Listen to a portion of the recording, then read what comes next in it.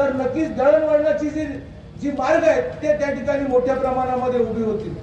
तर म्हणजे आम्हाला अपेक्षा होती की आज या निवडणुकीच्या माध्यमातून मलाही संधी मिळणार आहे। मी अजूनही महाराजसाहेब अपेक्षित आहे, जाहीरपणे तुम्हाला आज व्यासपीठावरती सांगतो, तुम्ही जसं दिल्लीला गेलात साहेब, आमचं दिल्लीला कोणीच नाही साहेब, कोणीच नाही।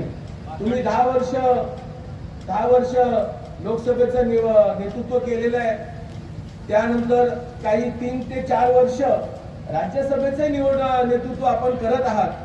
परंतु आमचं दिल्लीला खरंच कोण नसताना आम्ही सागर बांगला आणि भारतीय जनता पक्षाचं मुख्य कार्यालय मुंबईचं आणि सातारा कार्यालय यांच्यात आम्ही संपर्कात होतो।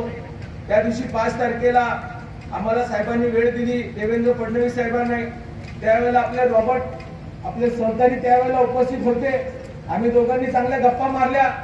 आम्ही फडणवीस साहेबांनाही त्यांनी काय सांगितलं मला माहित नाही, परंतु मी नक्कीच त्यांना सांगितलं की साहेब, आपण जो निर्णय घ्याल तो नरेंद्र अण्णासाहेब पाटील म्हणून एक भारतीय जनता पक्षाचा कार्यकर्ता आणि माथाडी कामगार म्हणून तो अंतिम राहील। ही गोष्ट आज मुद्दावून पत्रकारांना यासाठी सांगतो, आमचे काही जुने पत्रकार आहेत 19च्या वातावरणामधले, त्यांनी बरोबर कटशॉट करून काही व्हिडिओज टाकलेले आणि उगीच वातावरण नरेंद्र वर्सेस महाराज अशा प्रकारचं करण्याचा प्रयत्न त्यांनी केला। तर म्हणजे महाराज जिथे उभे तिथे सगळेच आडवे असं म्हटलं तरी वावगा ठरणार नाही। पण काय नरेंद्र आहे तुमच्या समोर, आता तुमच्याच बाजूने राहणार आहे, परंतु अंतिम निर्णय अजूनही माझा अपेक्षित आहे। नक्कीच या जिल्ह्यातला खासदार हा आदरणीय पंतप्रधान मोदी साहेबांच्या विचाराचा असावा।